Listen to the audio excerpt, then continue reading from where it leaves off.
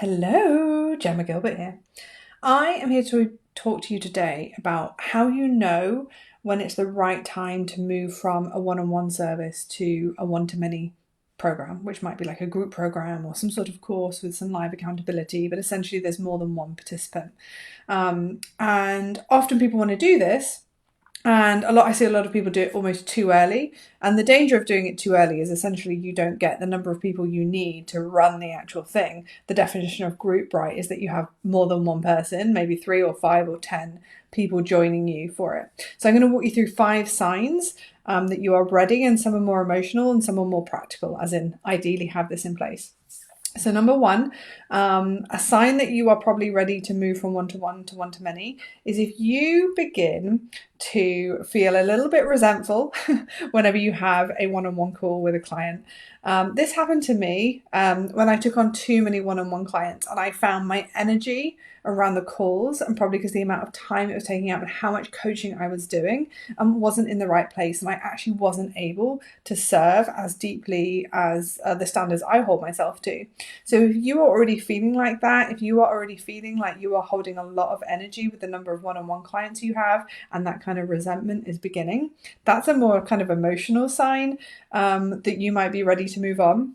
And then there's other people I've spoken to that just have never loved one-on-one, and that's fine, right? That's okay. We don't have to make ourselves love a model that we don't love.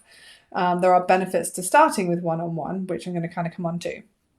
So number 2, sign that you are ready to move from one to one to many model is that you want to grow, right? The problem with one-on-one is it's me, say, delivering to you. So that takes a certain amount of time, and there's only so many one-on-one clients you can take on in that model. Then you get to a point where you're working so many hours and yet you've hit an income ceiling. So at the point where you might want to consider moving to a one-to-many model is where you're at that income ceiling, you are spending a lot of energy and time kind of coaching or whatever your industry is, delivering that for people, and you want a more leveraged model, because when we swap to group, we are essentially increasing our impact with the number of people we are serving, and we can increase our income as well because we've got multiple people paying us for us to deliver that service. So if you are looking at growing, scaling, reducing the number of kind of on hours you have, and increasing your income, that's another sign that a one-to-many model is going to be a great fit for you. Right, number 3. Another great sign that you are ready to move to a group model is if you are saying the same thing again and again and again. So every one-on-one client you have, you're like, right, yeah, so the first thing we need to do is this. And then you're explaining it. And then you're like, yeah, the second thing we need to do is this. And then you're explaining it. And it gets kind of boring, right? And you're like, this can't be the most sensible way for me to deliver this information. And you might have even gone like pre-recorded some of these videos, and you've started to spot a pattern and a journey that your clients are taking in order to get the result you deliver. So when you can start to see this pattern, and you've almost kind of built up a little bit of a pathway in your head, you're like, oh yeah, we kind of need to take these steps.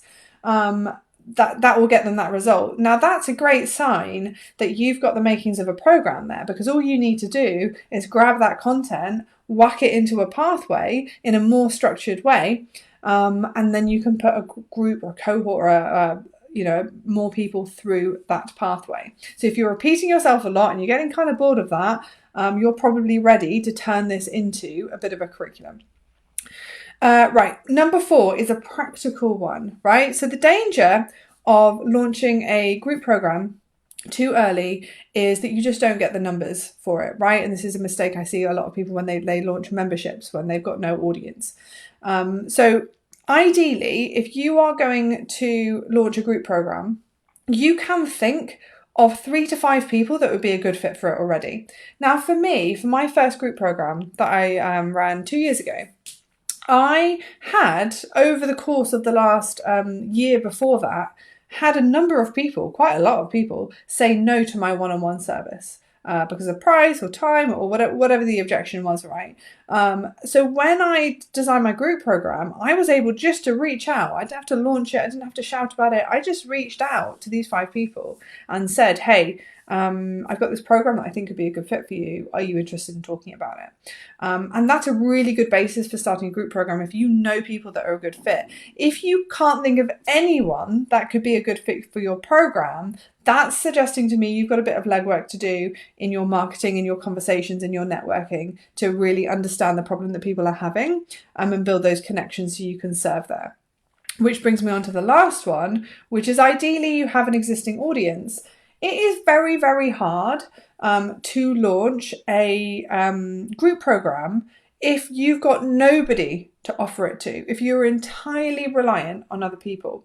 So rough measure, 400, 500 people would be a great starting point.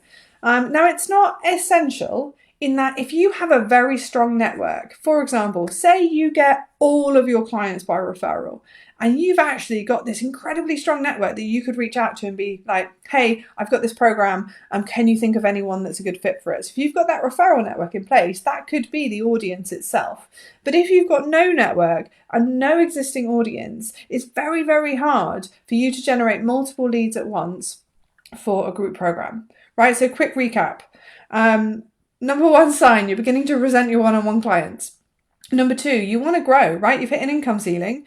You want a more scalable model that reduces your workload, increases your income, and allows you to serve and increase your impact. Number three, you're saying the same thing again, and again. You're spotting patterns that you could turn into a pathway and a journey for a group of people to take.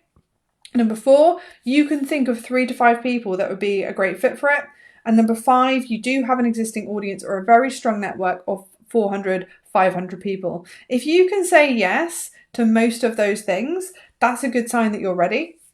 If you can say yes to some of them, you could still potentially move forward. I would love to know from you which of those points resonated the most with you. Let me know in the comments and let me know any questions you have as well.